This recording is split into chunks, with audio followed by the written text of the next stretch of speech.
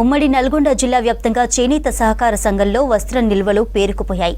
సహకార సంఘాలకు ఎన్నికల లేక ఏళ్లు గడుస్తున్నాయి. పాలక మండలి లేకపోవడంతో కార్మికులకు ఉపాధి కల్పించలేని స్థితి నెలకొంది. టెస్కో ద్వారా ప్రభుత్వం చేనేత వస్త్రాలు కొనుగోళ్లు మొక్కుబడిగానే చేశాయి. అటు సహకార ఇటు సహకారేతర రంగాల్లోని చేనేత కార్మికులకు నేరుగా యారన్ సబ్సిడీ అందక తీవ్ర ఇబ్బందులకు గురవుతున్నారు.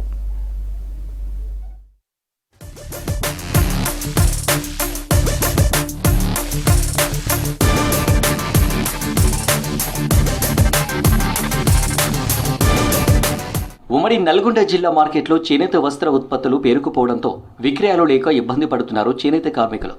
మాస్టర్ వ్యూవర్స్ కార్మికులకు పని కల్పించలేక మగ్గలు మూతపెట్టే పరిస్థితి నెలకొంది. సంక్షోభంలో ఉన్న చేనేత రంగాన్ని ఆదుకోవాలని కార్మికులు కోరుతున్నారు. తయారు చేసిన సరుకు గోదాముల్లోనే మూలుగుతుంది.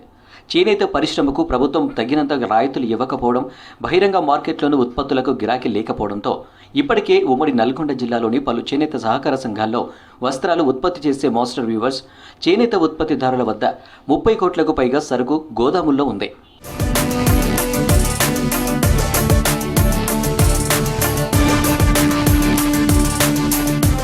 గతంలో ఉమ్మడి జిల్లాలోని ప్రముఖ చేనేత కేంద్రాల్లోని మగ్గాల కార్మికుల కడుపు నింపేవి. ప్రస్తుతం గోదాముల్లో ఉన్న సరుకే అమ్ముడు పోకపోవడంతో చేనేత సహకార సంఘాల చేనేత కార్మికులకు ఉపాధి కల్పించలేకపోతున్నాయి. దీంతో వారు ఆర్థికంగా చితికిపోతున్నారు. 10 ఏళ్లుగా కార్మికులు జీవితాలు తలకిందులయ్యాయి.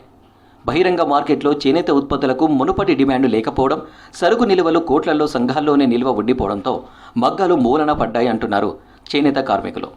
స్కీమ్లో నేరుగా వీవర్కు మొగ్గమును ఏదైతే వీవర్కు అందటట్టు చూడాలి. తర్వాత ఏంటంటే దీనికి ఉన్న ముఖ్యమైన చేనేతకు ఒకటి రా మెటీరియల్ నూలు, రంగులు, స్కిల్ డెవలప్మెంట్. ఇది కేంద్ర ప్రభుత్వం కానీ నూలు మీద సబ్సిడీని కంటిన్యూ చేయాలి. రంగులు నాణ్యమైన రంగులని సబ్సిడీ మీద అందించాలి.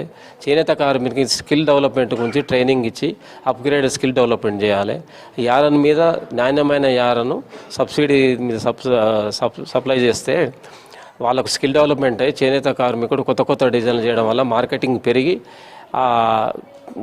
చేనేత కార్మికునికి వస్తు విలువ ఎక్కువ అమ్మకం వల్ల చేనేత కార్మికునికి పని కల్పిస్తుంది.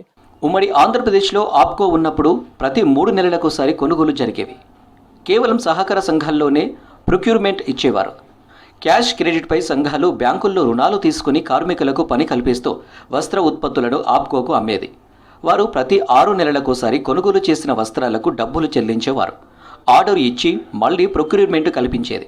దీంతో సహకార సంఘాలు కార్మికులకు చేతి నిండా పని ఉండేది. ప్రస్తుతం చేనేత కార్మికులు గతంలో మాదిరిగా రోజువారీ కూలీలుగా మారుతున్నారు.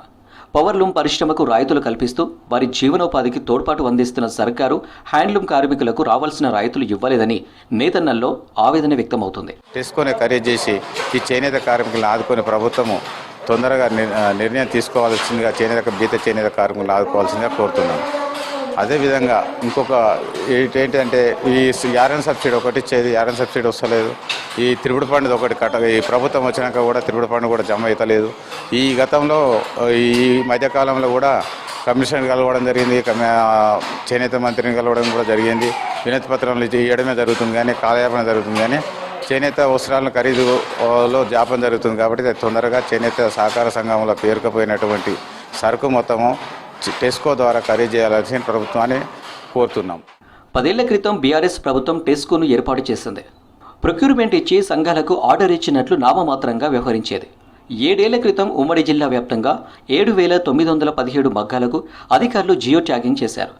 ఈ మగ్గాలకు అనుబంధంగా 15,934 మంది కార్మికులు పనిచేస్తున్నారు. మరో 20,000 మంది కార్మికులు దీనిపై ఆధారపడి పనిచేస్తున్న గత ప్రభుత్వం మగ్గాలను గుర్తించి వదిలేసేది. గతంలో కార్మికులు కొనుగోలు చేసే నూలుపై 60 నుంచి 65% వరకు ప్రభుత్వం నూలు రాయితీ ఇచ్చేది. ప్రస్తుతం వీరికి నూలుపైన రాయితీ నిలిపివేసింది. అనేక పోరాటాల ఫలితంగా కేంద్ర ప్రభుత్వం యూరన్ సబ్సిడీపై 10%, రాష్ట్ర ప్రభుత్వం 40% రాయితీ ఇస్తున్నట్టు ప్రకటించాయే తప్ప ఆచరణలో అమలు చేయలేదు. గత ప్రభుత్వంలో చేనేత శాఖ మంత్రిగా ఉన్న కేటీఆర్ అనేక పథకాలు ప్రకటించారు తప్ప ఆచరణలో విఫలమయ్యారంటున్నారు కార్మిక సంఘాల నేతలు. కంపల్సరీ గవర్నమెంట్ మమ్మల్ని ఆదుకోవాలి. మాకు సబ్సిడీ రుణాలు ఇచ్చి, ముద్రా లోన్లు ఇచ్చి మమ్మల్ని ఆదుకుంటే వాళ్ళకు పని కల్పించగలుగుతాం. మా చిన్న చీరల్ని కూడా కనీసం గవర్నమెంట్ 100% మా చీరల్ని కొంటే మేము వీళ్ళకు పని కల్పించి కార్మికులు కూడా బతకగలుగుతారు. లేకపోతే కార్మికులు చచ్చే కాలం ఉంది. మేము కూడా అప్పులు తెచ్చిన కాడికి మాకు కూడా బిరుగా అవుతున్నాయి అప్పులు. ఈ మొగ్గ నుంచి మొగ్గ నేయాలా లేకుండా బయట ఏదైనా పని చూసుకోవాలని అనిపిస్తుంది. ఇప్పటికే చాలామంది కూడా హైదరాబాద్ పోయి సెక్యూరిటీ గార్డ్ అవి కూడా చేస్తూనే ఉన్నారు. కానీ ఇంత అద్మానం పరిస్థితి ఎన్నడూ రాలేదు. కానీ గత ప్రభుత్వం ఏమేమి ప్రవేశపెట్టిందో పథకాలు అవన్నీ ఈ ప్రభుత్వం కూడా ప్రవేశపెట్టాలి. నూనె సబ్సిడీ నెలకు 2000 వేసిన కేసీఆర్ అప్పుడు. ఈ రేవంత్ రెడ్డి గారు కూడా ఈ ముఖ్యమంత్రి గారు కూడా వెయ్యాలి. ఆ 2000 రూపాయలు మొగ్గ మీద వెయ్యాలి.